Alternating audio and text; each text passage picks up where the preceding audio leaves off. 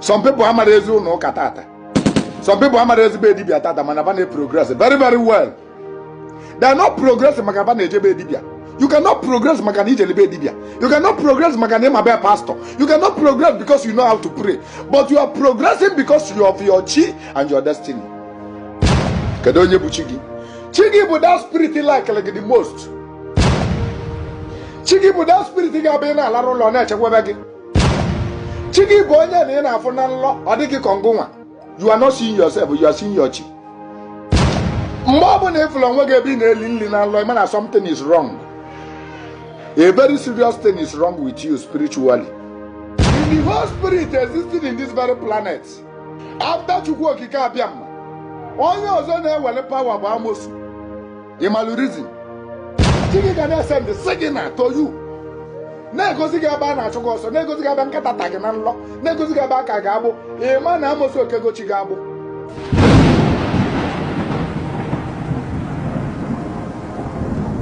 Now, to the ndị ajọ omume, why are they staying more longer? Why are they staying more longer? Ndị ajọ omume. Even melu ndị ajọ omume just stay more longer bụ their chi. Intervention of their chi. Their chi believe that they will repent and pay back to the evil that they did in this very present life so that they will live fulfilled life in the next life. Not only changing, but asking for forgiveness for the sins that they committed. Onye eziokwu ka na-emegbu emegbu. Onye eziokwu na anwụ ọsịsọ. Onye kwuru eziokwu na anwụ ọsịsọ. Mana ndị okwu asị fa na-ebi ogologo ndụ. Onwe ndị ori na-adịrọ n'ọbala. Mana fa kpatara ya n'ụkpa. Fa mụtara ya n'akwụkwọ otu esi agụ akwụkwọ ka asị mụta ori. Chiba nọdụ na ka amanụ ma onye a ga-echenji. Onye na-ezu ori na-aga. Onye na-ezu ori na-aga. Onye na-egbu mmadụ ka chi ya na-enene ka ọma ma ọ ga-echenji. Maka na ọ bụrụ na ọ kpụrụ alụ ndị o gburu, ọ bụrụ na o jere otu egwu na ndị o gburu, ịma na ụwa ya ọzọ na onye ji eze wee kpee ekwele. Sometimes onye gburu mmadụ, onye na-egbu mmadụ ka chi ya na-eche ka ndị mmadụ gbuo onye. Na ọ ga-alị mma na ndị mmadụ gburu ya na ọ yabara jiri aka ya nwụọ. Ọ bụ na ndị mmadụ egbuo gị njọ ga-ebenata. Ịma na ụwa onye afọ ọzọ na ọ ga-adịtụ more better than na o ji aka ya wee nwụ. O ji wabụrụ na Igbo mgbe gboo bụ onye gbuo mmadụ ọkwọ ụdọ. Ọ ya abụọ n'ụwa ka nwata ọ nọ n'ụwa datara n'ahụhụ ya. So many people na-ata ahụhụ ibe Chiba metalụ n'ụwa mbụ.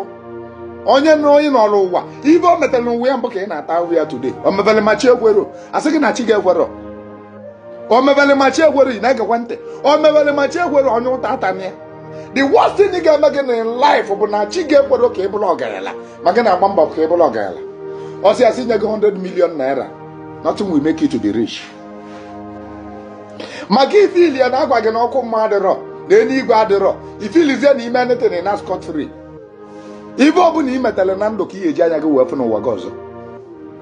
Ịbụla ezigbo mmadụ n'ụwa n'ụwa too much, ịpụta ụwa ọzọ efu ndị ezigbo mmadụ anya. Ala nke ya gị wit ndị ezigbo mmadụ na-agalaga gị ka ya esi onye ịbụkwa ndị ezigbo mmadụ too much. Onye bụ mba unu niile bụ lọyị. That is when you will find out that this your friend is a good person. This one is a good person. This one is a good person. This one is a good person. You will mingle in the presence of the saints. The Malay former.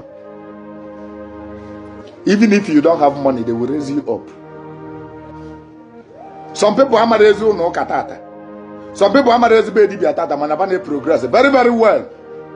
They are not progressing magabane jebe dibia. You cannot progress magani jelebe dibia. You cannot progress magane mabe pastor. You cannot progress because you know how to pray. But you are progressing because you of your chi and your destiny. Onwere ọgaranya mmadụ ịmalụ ọdeje ụka. Ịmalụ nke ọ na-eme. Ịnọkata esi na ọ bụ onye otu nzuzo. Ọ bụrụ onye otu nzuzo. Ọ nwere nkwa onye kpalụ n'ọkọchị ka ọ na-anya n'udu mmiri. Jụọ ese ka ịmalụ onye n'ọrụ ụwa. And mind you, even in a ọgaranya tata, cheke na ndị n'ọrụ ụwa bụ ndị ogbenye. Many people bụ ọgaranya today, ndị n'ọrụ ụwa bụ ndị n'ọrụ ụwa bụ ndị ogbenye. Go and check.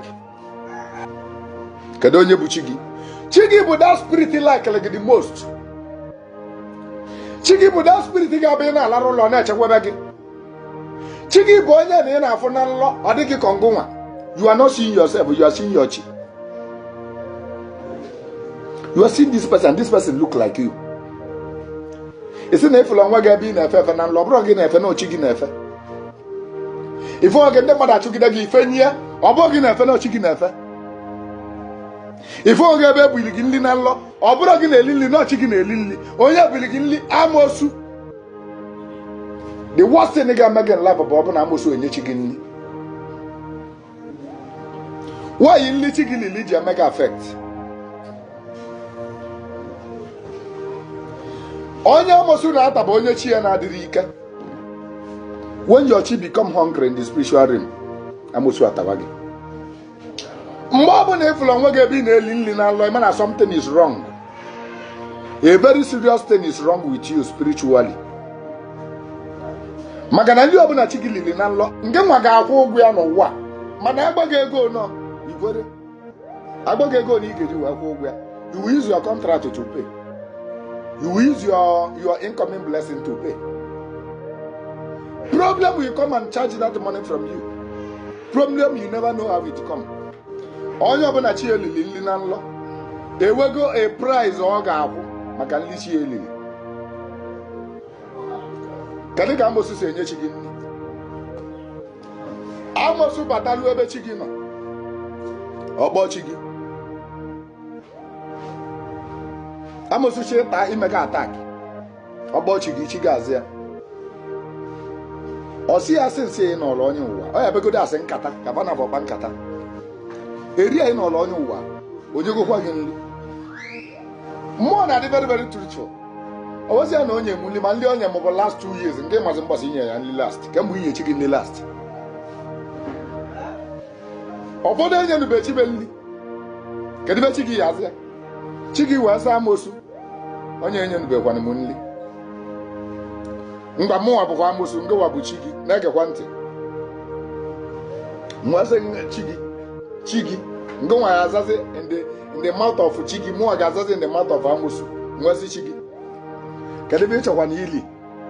Ị ga-eli efi, ị ga-eli ewu, ị ga-eli azụ, ị ga-eli nri ji akwala aka wee sụ, ị ga-eli ndomi. Ka ume dị gị nụ. Kedu ka ị esi na-eche mmadụ nche mana onye nube gị nri? Ka gị esi nwee na-eche mmadụ nche mana negodo onye ị na-emeli ihe niile a, onye nugo gị nri? Ị ga-eli efi, gwa m nke ị chọrọ ili, mgbaza amasị chi gị ka gị ya eli.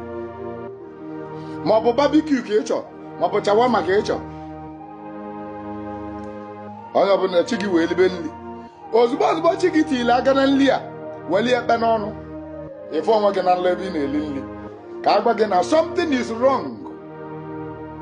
Ma ọ bụrụ na chi gị asaba ụsa nri, chi gị tụwa akpịlị nri, something will be wrong with you. Agbalụ gị ama na mmụọ kpam n'ilikwe na nri na nlọ. Agbalụ gị ama na mmụọ kpam na ịtakwa na anụ na nlọ. Agbalụ gị ama na mmụọ kpam na-ekekwa na nri kete nke gị. Yabazịa chi gị ka o deeli na. Yabazịkwa chi gị ka o deeli na. Ngwa chi gị wee libe nri wee lisi ya. N'ezi ebe amosu ga-eme chi gị.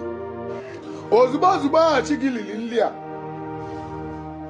chi gị mana o ji amosu ụgwọ, mana ọ ga-oligodu nri m ka o lie nri na mmụọ. Chi gị amalụgo na o ji amosu ụgwọ, kezi ka o ga-esikwa ụgwọ a, onye ka chi gị na-amazi. Maka na amosu dị aghụghọ. Amosu wesi ya weta akwụkwọ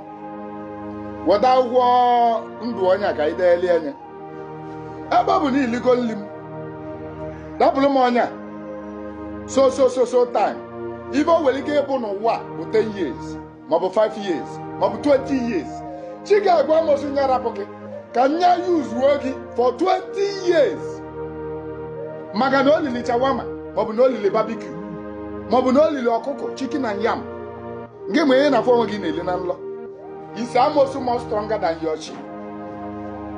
Let me now tell you. In the whole spirit existing in this very planet, after Chukwu okike abịa mma, onye ọzọ na-ewere power bụ amosu. Ịmalụ reason? Amosu na-eji mmadụ atọ ụtọ every month. merry-go-round otu ọ na-abụ olu onye atata onye elie olu onye atata onye elie otu a ka o si abụ onye olulu onye eweta ba niile elie. Amos is more stronger than whatever thing you think. It's only combined force that can fight Amosu.